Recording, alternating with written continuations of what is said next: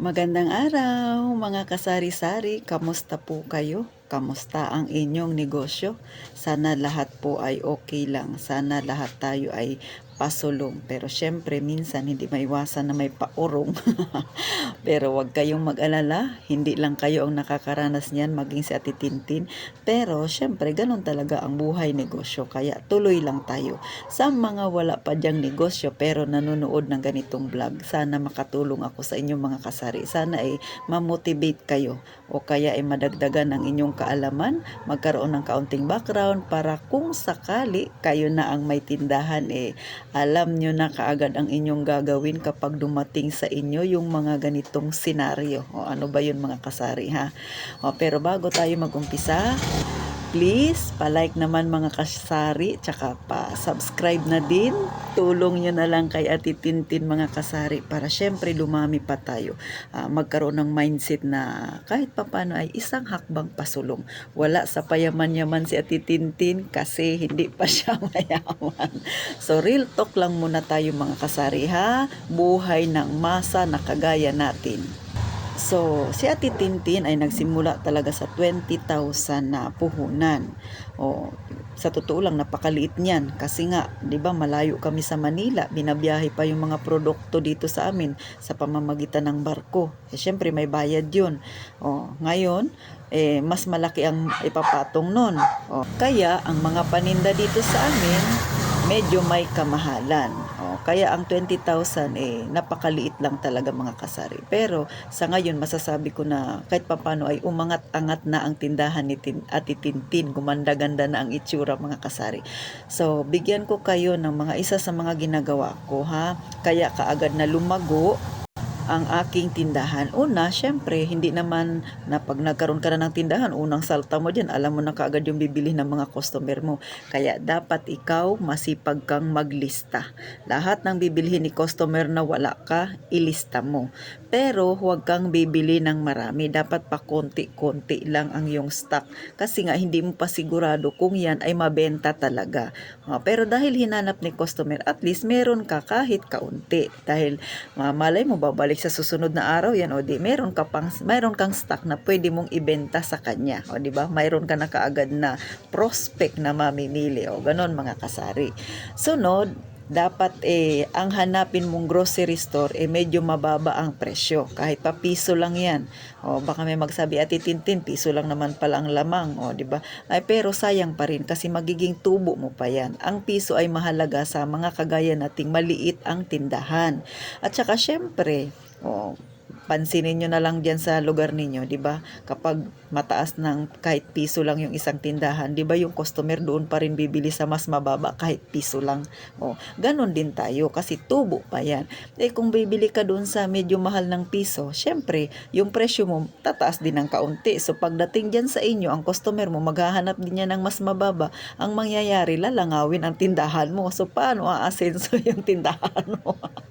Di ba? Real talk yan mga kasari. Kaya ikaw na naghahanap o naghahangad na magkaroon ng tindahan sa mga susunod na panahon, o kaya ikaw ay may tindahan na, dapat alamin mo yung bagay na yan ha, kung saan yung mga grocery store dyan sa inyo na medyo mababa. At saka, bumili mas magandang bumili ng mga produkto na may promo. Yung buy 6 plus 1, buy 7 plus 3, o diba may mga ganyang produkto. Bakit? Syempre, yung plus na yan, magiging tubo mo yan. Mas malaki ang kikitain mo. So, dapat ganun talaga ang mindset ng isang may tindahan. Sunod, alamin mo yung mga binibili lagi ni customer dyan. Mahilig ba sila sa tingi? Di mag-repack ka. Mahilig ba sila sa debote? Di maglagay ka ng kunwari mantika o maglagay ka ng kalahati. So ganun. Dapat alamin mo lagi kung ano yung palaging kailangan ni customer. Syempre ikaw yung mag-a-adjust, hindi si customer, kasi yung pera niya yun lang yung kayang ibili. Kung ang ibibenta mo debote, ang hinahanap ni customer repack o paano yan bibili sa'yo? Paano ka mabebentahan? Wala kang mga gano'n, no? 'Di ba? Siyempre lilipat yan doon sa meron siyang doon sa ibang tindahan na meron doon yung hinahanap niya. O di ano ang mangyayari sa yung tindahan? Lalangawin. O gano'n mga kasari. Kung ano yung hinahanap ni customer, ibigay mo. Pero magpresyo ka na hindi ka rin malulugi. Siguraduhin mo rin na ikaw ay kikita. Sunod na dapat mong isaalang-alang ha. Syempre, huwag kang matatakot na mag-try ng iba pang paninda. Trial and error talaga yung pagtitinda. Katulad ako mga kasari, di ba? Dati wala naman akong tindang siomai. So, nung unang pagtitinda ko, hindi masyado pinapansin. Kasi, yung nilagay namin na sauce ni mother, hindi nila type, no, di ba? Tapos, maalat kasi toyo lang. So, ang ginawa ni Titintin, nag-research sa YouTube, paano ba gumawa ng mga sauce na yan. Gano'n na ginawa ko. Tapos, inaral ko paano magluto ng chili garlic in my own ways ito na pinakamadali. So, natutunan ko. So, ngayon, mabenta na ang siomai ni Titintin. So, gano'n mga kasari. Try ka lang ng try hanggang sa makuha mo yung tamang panimpla at yung kiliti rin ng customer mo. So, ganun po yung aking ginawa. So, ano pa ba yung isa sa mga ginawa ko na try ako ng try? Ngayon nag-success na. Yung pagtitinda ng tinapay. Yung kapitbahay ko dito na may tindahan, may tinda siyang tinapay. Since ako yung nasa gitna, ako muna bago doon sa kabilang tindahan kasi parang hati kami, yung kanto-kanto. So, lagi nagtatanong, "Te, may tinapay ka ba na may palaman?" Ako, yung binili kong tinapay, medyo mahal siya, pero masarap siya. Pero napansin ko, yung mga kabarangay ko dito, hindi sila doon sa masarap. Naghahanap sila ng mura, pero okay naman din yung lasa. Pero hindi mo kung ako ang kakain, hindi ko ganoon ka type yung tinapay na yun.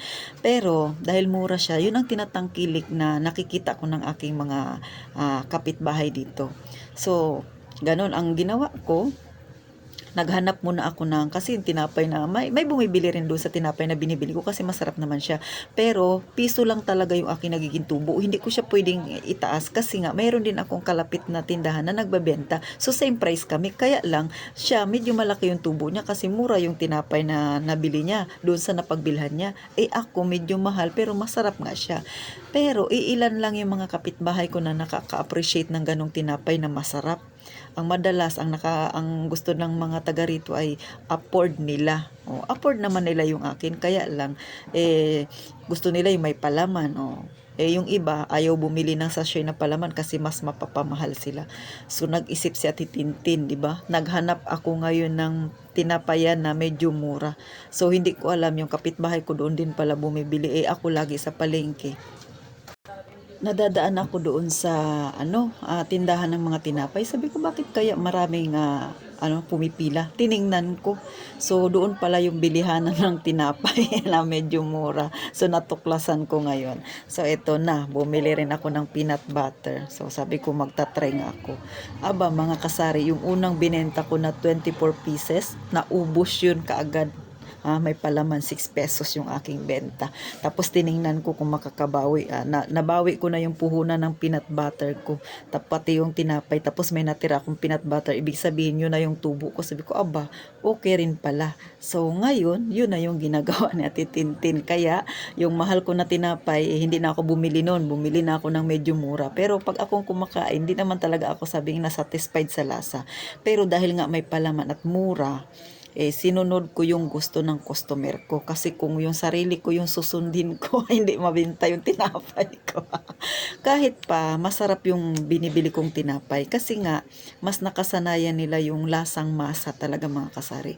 Kaya, ang sinishare ko nga sa inyo, ipang masa. Diba mga kasari? Kasi yun yung afford nila. Kasi, bibili ka ng tinapay na walang palaman, ang isang balot ay 30 pesos. Ibibili ka pa ng palaman, 15 pesos yung pinakamura. O di magkano na ang gastusin mo? Gagastos ka ng 45 pesos. Samantalang bibili ka ng tinapay na may peanut butter, 6 pesos.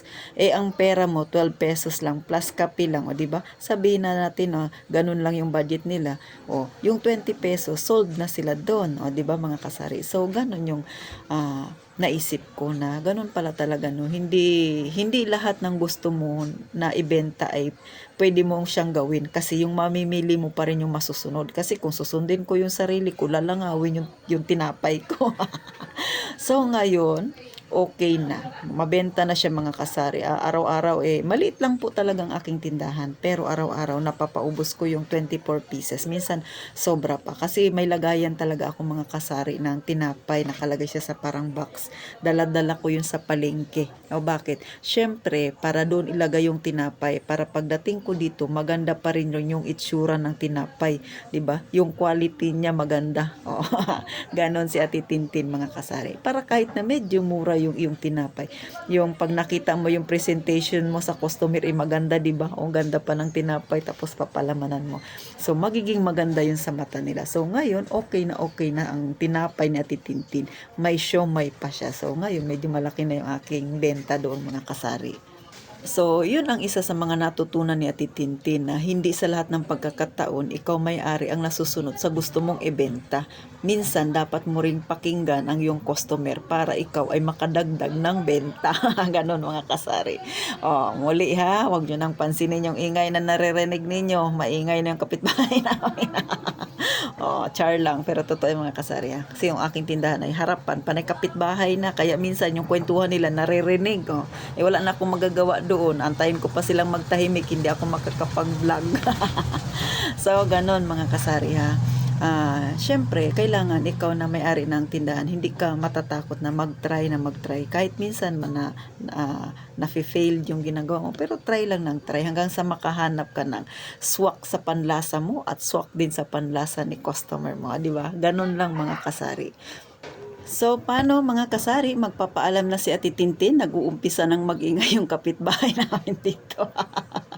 At saka syempre, mga kasari, sana yung aking counting tips sa inyo, lalo na sa mga baguhan pa lang sa nagtitinda dyan, sana makatulong, mga kasari.